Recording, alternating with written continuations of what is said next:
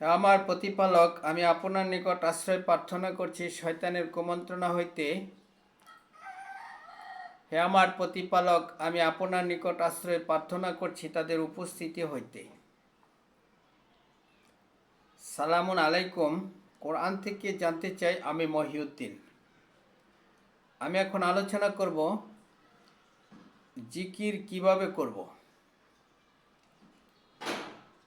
সাইফুল ইসলাম নামক এক ভাই কোরআন থেকে জানতে চেয়েছেন সূরা বাকারার 152 নম্বর আয়াতের ব্যাখ্যা। কোরআন থেকে জানতে চেয়েছেন এই আয়াতের ব্যাখ্যা। এই আয়াতে আল্লাহ রাব্বুল আলামিন বলেছেন, তোমরা আমাকে স্মরণ করো, আমি তোমাদেরকে স্মরণ করব। তোমরা কৃতজ্ঞতা প্রকাশ করো, অকৃতজ্ঞ হইও না। তোমরা আমার কৃতজ্ঞতা প্রকাশ করো, অকৃতজ্ঞ হইও না। আল্লাহর কৃতজ্ঞতা প্রকাশ করতে বলা হয়েছে, অকৃতজ্ঞ হতে নিষেধ করা হয়েছে। আল্লাহকে স্মরণ করতে বলা হয়েছে, তাহলে আল্লাহ আমাদেরকে স্মরণ করবেন। এই স্মরণ, আল্লাহকে স্মরণ হচ্ছে সবচাইতে বড় ইবাদত। মানুষ আর জিন সৃষ্টি করা হয়েছে আল্লাহর ইবাদত করার জন্য। আর যত আছে আসমানে এবং জমিনে, সমস্ত কিছুই আল্লাহর ইবাদত করছে, ইচ্ছাই হোক অনিচ্ছাই হোক। তাহলে এখানে পার্থক্যটা দেখুন, জিন এবং মানুষকে সৃষ্টি করা হয়েছে ইবাদত করার জন্য, আর জিন এবং মানুষ ছাড়া অন্য সমস্ত সৃষ্টি ইবাদত করছে আল্লাহর, ইচ্ছাই হোক অনিচ্ছাই হোক। পার্থক্যটা হচ্ছে, মানুষ ইবাদত করবে, এই জন্য সৃষ্টি করা হয়েছে। মানুষ কিভাবে ইবাদত করবে? মানুষ সৃষ্টির রহস্যটা কি? মানুষের পরিচয়টা কি? এই ব্যাপারে কোরআন কি বলেছে আমি আপনাদের সামনে তুলে ধরব। কোরআন বলেছে সূরা হুদের 119 নম্বর আয়াতে যে, আমার এই কথা সিরিকিতে হয়ে আছে যে আমি জিন এবং মানুষের সমন্বয়ে জাহান্নাম পরিপূর্ণ করবই। তো জাহান্নাম পরিপূর্ণ করবেন জিন এবং মানুষের সমন্বয়ে। সূরা আরাফের 179 নম্বর আয়াতে বলেছেন, আমি বহু সংখ্যক জিন এবং মানুষ সৃষ্টি করেছি জাহান্নামের জন্য। তাদের মন আছে বুঝে না, কান আছে শোনে না, চোখ আছে দেখে না। তারা বোবা, বধির, অন্ধ, কানা। তারা চতুষ্পদ জন্তুর চাইতেও নিকৃষ্ট। মানুষ আর জিন। ইউসুফ নবী সূরা ইউসুফের 53 নম্বর আয়াতে বলেছেন, আমি আমার নিজেকেও নির্দোষ মনে করি না।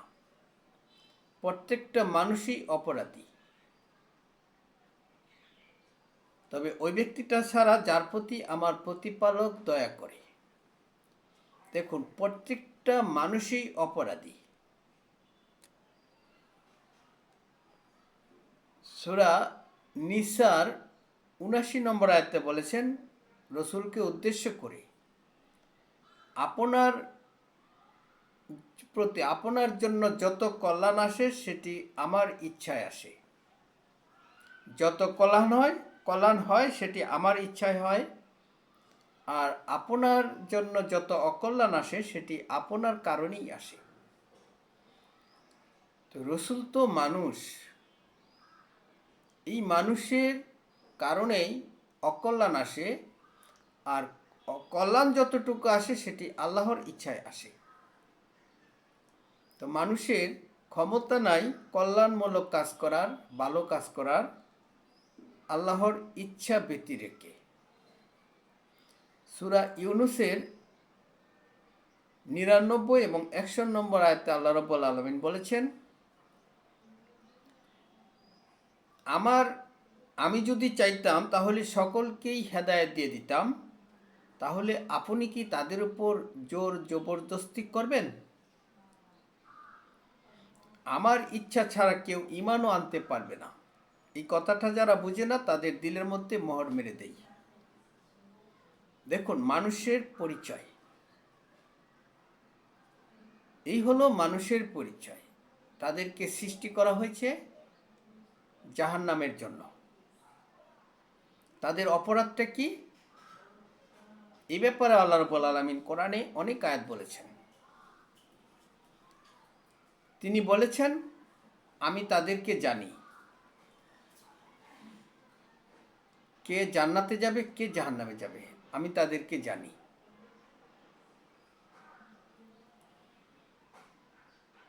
সূরা মরিয়মের ৭০ নম্বর আয়াতে এই কথাটা বলা হয়েছে।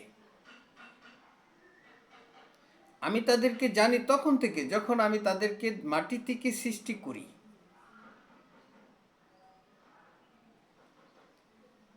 যখন তারা মাতৃগর্ভে ব্রণাকারে ছিল তখন থেকে আমি তাদেরকে জানি।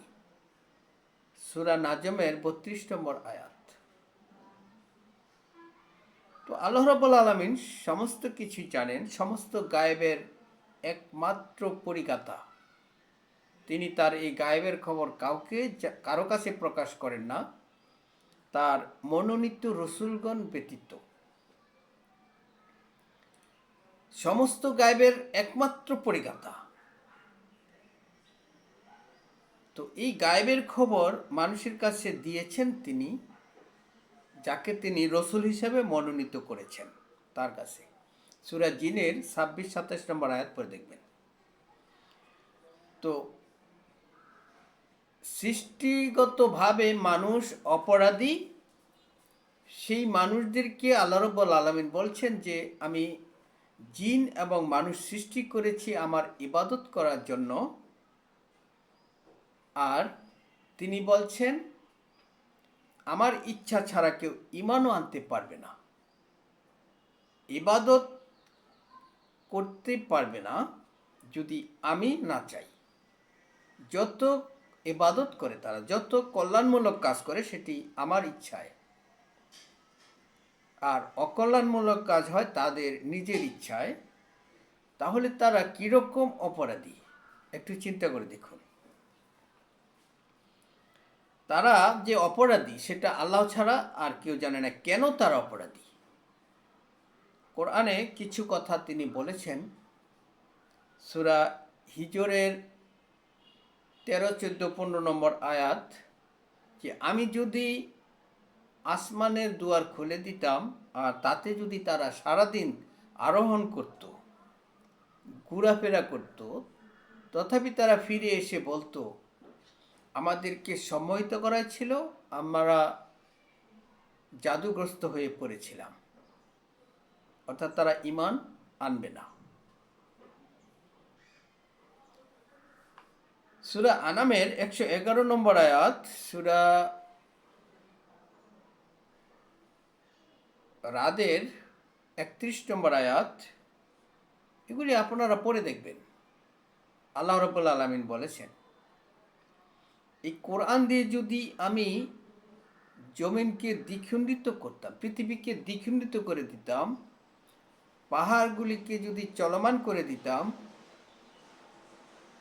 মৃতদের সাথে যদি তাদের কথাও বলাতাম, তবু তারা ঈমান আনবে না। আল্লাহ রাব্বুল আলামিন সব জানেন। সেই জন্যই তিনি বলেছেন, আমি জিন এবং মানুষ সৃষ্টি করেছি জাহান্নামের জন্য, বহু সংখ্যক। তাদেরকে দিয়ে আমি জাহান্নাম পরিপূর্ণ করবই। যারা কাফের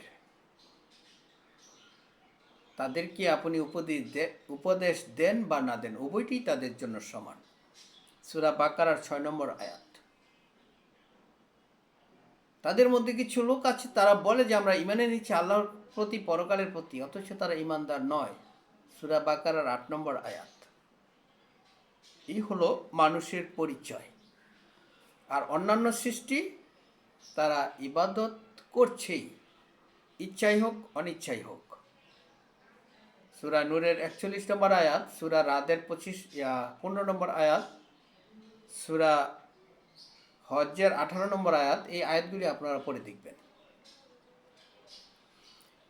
এখন কথা হচ্ছে, জিকির, আল্লাহর স্মরণ সবচাইতে বড় ইবাদত। তোমরা আমার স্মরণ করো, আমি তোমাদেরকে স্মরণ করব। আল্লাহ রাব্বুল আলামিন বলছেন, তোমরা কৃতজ্ঞতা প্রকাশ করো, আমার কৃতজ্ঞতা প্রকাশ করো, অকৃতজ্ঞ হইও না। এই যে অপরাধী জাতি যারা জাহান্নামী, তাদেরকে যে আহ্বান করছে, তোমরা আমাকে স্মরণ করো, আমি তোমাদের স্মরণ করব। এই কৃতজ্ঞটুকু স্বীকার করো, অকৃতজ্ঞ হইও না। কেন? কারণ তোমাদেরকে সৃষ্টি করা হয়েছে জাহান্নামের জন্য। তোমরা অপরাধী জাতি, জিন এবং মানুষ। শুধু ওই ব্যক্তিটা ছাড়া যার প্রতি আল্লাহ দয়া করেন, অর্থাৎ আল্লাহর দয়াটুকু, আল্লাহ যে দয়া করতেছেন তোমাদেরকে, যে তোমরা আমার স্মরণ করো, আমি তোমাদের স্মরণ করব, আমি তোমাদেরকে ক্ষমা করে দিব। এই কৃতজ্ঞতা স্বীকার করো, কারণ তোমরা অপরাধী জাতি। এটা হচ্ছে জিকির। এই জিকির করেছে যাদের প্রতি আল্লাহ অনুগ্রহ এবং দয়া করেছেন তারা। আদম নবী বলেছেন, তারা উভয়ে, আদম এবং তার স্ত্রী, আমরা তো জালিম, আমরা তো নিজেদের উপরে জুলুম করেছি। আপনি যদি আমাদেরকে ক্ষমা না করেন তাহলে আমরা তো ধ্বংস হয়ে যাব। আদম নবীকে ক্ষমা করেছেন। ইউসুফ নবীর ভাইরা বলেছিল 91 নম্বর আয়াতে সূরা ইউসুফের, যে আমরা তো জালিম ছিলাম, আমরা তো অপরাধী, আল্লাহ আপনাকে আমাদের উপরে মর্যাদা দিয়েছেন, আল্লাহর কসম। যখন ইউসুফ নবীর পরিচয় পেশ করলেন, তখন তারা এই কথাটা বলেছিল, তারা স্বীকার করেছিল যে আমরা তো জালিম ছিলাম। ইউসুফ নবীর ভাইদেরকে আল্লাহ রাব্বুল আলামিন ক্ষমা করেছেন। ইউনুস নবী মাছের পেটের ভিতরে গিয়ে বলেছে, আমি তো নিজের উপর জুলুম করেছি, আপনি আমাকে ক্ষমা করে দিন, যদি ক্ষমা না করেন তাহলে ধ্বংস হয়ে যাব। এই হলো জিকির, আল্লাহর স্মরণ। তোমরা আমাকে স্মরণ করো, আমি তোমাদেরকে স্মরণ করব। যখন নেককার বান্দারা আল্লাহর স্মরণ নিত, তখন তারা কাঁদতে কাঁদতে জমিনে লুটিয়ে পড়ত। সূরা বনী ইসরাইলের 109 নম্বর আয়াত। আল্লাহর নেককার বান্দা নবী রসুলকে বলছেন, সূরা মুজাম্মিলের 1 থেকে 9 নম্বর আয়াত, 20 নম্বর আয়াত পড়ে দেখুন। আল্লাহ বলছেন, উঠুন, সালাতে দাঁড়ান, রাতের কিছু অংশ বাকি রেখে, বাদ দিয়ে। আমি দেখি আপনাকে, যখন আপনি সালাতে দাঁড়ান, আপনার সাথে কতিপয় লোক রাতের 2/3, রাতের 1/3, রাতের অর্ধেকাংশ। আমি আপনার প্রতি এবং তাদের প্রতি ক্ষমাপরায়ণ হয়েছি, অতএব তারা যেন আমার কোরআন তাদের কাছে যতটুকু সহজ মনে হয় তারা যেন কোরআন তেলাওয়াত করে। তাদের মধ্যে থেকে কিছু লোক অসুস্থ হবে, জীবন জীবিকায় ব্যতিব্যস্ত থাকবে, ভ্রমণ করবে পৃথিবী, জেহাদে রত থাকবে, তারাও যেন তাদের কাছে যতটুকু সহজ মনে হয় কোরআন তেলাওয়াত করে। দিনের বেলায় তো আপনার অনেক কাজ থাকে। সূরা মুজাম্মিলের 7 নম্বর আয়াত। দিনের বেলায় তো আপনার বহু কাজ। এভাবে আল্লাহ রাব্বুল আলামিন আল্লাহর স্মরণ নিতে বলেছেন, তোমরা সালাতের মাধ্যমে আমার কাছে সাহায্য প্রার্থনা করো। অবশ্যই সালাতের মাধ্যমে আল্লাহ আমার কাছে সাহায্য প্রার্থনা করা অত্যন্ত কঠিন কাজ। সেটা তাদের জন্য নয় যারা পরকালের নিশ্চিত বিশ্বাসী। সূরা বাকারার 45-46 নম্বর আয়াত। এভাবে আল্লাহর স্মরণ নিতে হয়, আল্লাহর জিকির করতে হয়। আল্লাহ রাব্বুল আলামিন দেখিয়ে দিয়েছেন। আল্লাহর জিকির থেকে তারাই বিমুখ যারা শয়তানের অনুসারী। শয়তানের অনুসারীর পরিচয় আল্লাহ রাব্বুল আলামিন কোরআনে দিয়েছেন। শয়তানের পরিচয় কোরআনে দিয়েছেন। আপনি কি তাদেরকে দেখেছেন যারা নিজেদেরকে পবিত্র মনে করে? সূরা নিসার 49 নম্বর আয়াত। সূরা নাজমের 32 নম্বর আয়াতে বলা হয়েছে, আমি তাদেরকে জানি তখন থেকে যখন তাদেরকে আমি সৃষ্টি করেছি মাটি থেকে, যখন তারা ভ্রূণাকারে মাতৃগর্ভে ছিল, অতএব তারা যেন নিজেদেরকে পবিত্র মনে না করে। সূরা নাজমের 32 নম্বর আয়াত।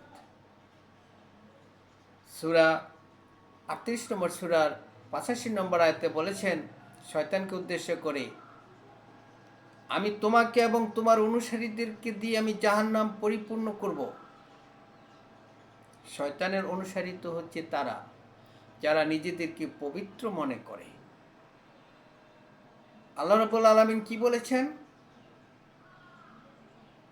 তারা কি দেখে না তাদেরকে আমি কিসে থেকে সৃষ্টি করেছি? একটা তুচ্ছ নগণ্য পানি থেকে। যে পানিটা সৃষ্টি হয়েছে তাদেরই মধ্য থেকে, মাটির নির্যাস থেকে উদ্ভিদ খেয়ে দিয়ে তারা বড় হয়েছে। একটা বয়সে উপনীত হওয়ার পরে তাদের মধ্য থেকে একটা শুক্র তৈরি হয়েছে। সেই শুক্র থেকে আমি আলাক তৈরি করেছি। সেই আলাক থেকে মাংসপিণ্ড, মাংসপিণ্ড থেকে অস্থি, অস্থিকে আমি গোস্ত দিয়ে ডেকে দিয়েছি। কত সুন্দর স্রষ্টা আমি, উত্তম স্রষ্টা আমি। সূরা মুমিনুনের 12 থেকে 14 নম্বর আয়াত পর্যন্ত পড়ে দেখবেন। একটা তুচ্ছ পানি থেকে মানুষকে সৃষ্টি করা হয়েছে, আর তারা নিজেদেরকে পবিত্র মনে করে। আমি তো তাদেরকে সৃষ্টি করেছি জাহান্নামের জন্য। অতএব তারা যেন পবিত্র মনে না করে নিজেদেরকে। যারা পবিত্র মনে করবে তারা হচ্ছে শয়তানের অনুসারী। যখন শয়তানকে বলা হয়েছিল কোন জিনিস আমার হুকুম অমান্য করতে তোমাকে বাধ্য করলো, তুমি কি নিজেকে পবিত্র মনে করো নাকি? তখন সে বলেছিল, অবশ্যই আমি তার চাইতে পবিত্র, উন্নত, কারণ আপনি আমাকে সৃষ্টি করেছেন আগুন থেকে আর তাকে সৃষ্টি করেছেন মাটি থেকে। তখন আল্লাহ রাব্বুল আলামিন তাকে বলেছিল, তুমি হইলা অভিশপ্তদের অন্তর্ভুক্ত, যারা অভিশপ্ত, যারা পথভ্রষ্ট। শয়তান শুধু অভিশপ্ত নয়, শয়তান তো একটা উদাহরণ। সে নিজেকে পবিত্র মনে করেছে। অভিশপ্ত হয়েছে সকল মানুষ যারা নিজেদেরকে পবিত্র মনে করে, যারা যার যার অবস্থানে থেকে মনে করতেছে তারা সঠিক পথেই আছে, তারা ভালো কাজই করছে, তারা পবিত্র আছে, তারা খুব পণ্ডিত, তারা খুব জ্ঞানী, তারা খুব জানে। নবী রাসূলগণ তো এরকম ছিলেন না। নবী রাসূল তো এইভাবে আল্লাহকে স্মরণ করেন নাই। নেককার বান্দারা নবী রাসূলরা তো স্মরণ করেছেন এইভাবে যে আমাকে যদি আপনি ক্ষমা না করেন তাহলে ধ্বংস হয়ে যাব, আমি তো জালিম, আমি তো পাপী। ইব্রাহিম নবী বলেছিল, আমি শুধু ভয় করি আমার প্রতিপালক আমার জন্য যা চান, তিনি যদি আমার ক্ষতি চান কেউ আমার ভালো করতে পারবে না। আর তিনি যদি আমার ভালো চান, কেউ আমার ক্ষতি করতে পারবে না। আল্লাহ রাব্বুল আলামিন বলেছেন, তোমরা আমার স্মরণ করো, আমি তোমাদেরকে স্মরণ করব। এটাই হলো তার অনুগ্রহ, তার দয়া। তোমরা আমার কৃতজ্ঞতা প্রকাশ করো, অকৃতজ্ঞ হও না। তোমরা অপরাধী জাতি, তোমাদেরকে আমি আহ্বান করছি ক্ষমা করতে। এই কৃতজ্ঞতাটুকু তোমরা স্বীকার করো। আমি তো অত্যন্ত ক্ষমাশীল এবং দয়ালু এবং ক্ষমাশীল দয়ালু। এই কৃতজ্ঞতাটুকু স্বীকার করো, অকৃতজ্ঞ হও না। কি করবেন আল্লাহ তোমাদেরকে শাস্তি দিয়ে? যদি তোমরা কৃতজ্ঞতা স্বীকার করো, ঈমান আনো। আল্লাহ তো গুণগ্রাহী, সর্বজ্ঞ। সূরা নিসার 147 নম্বর আয়াত।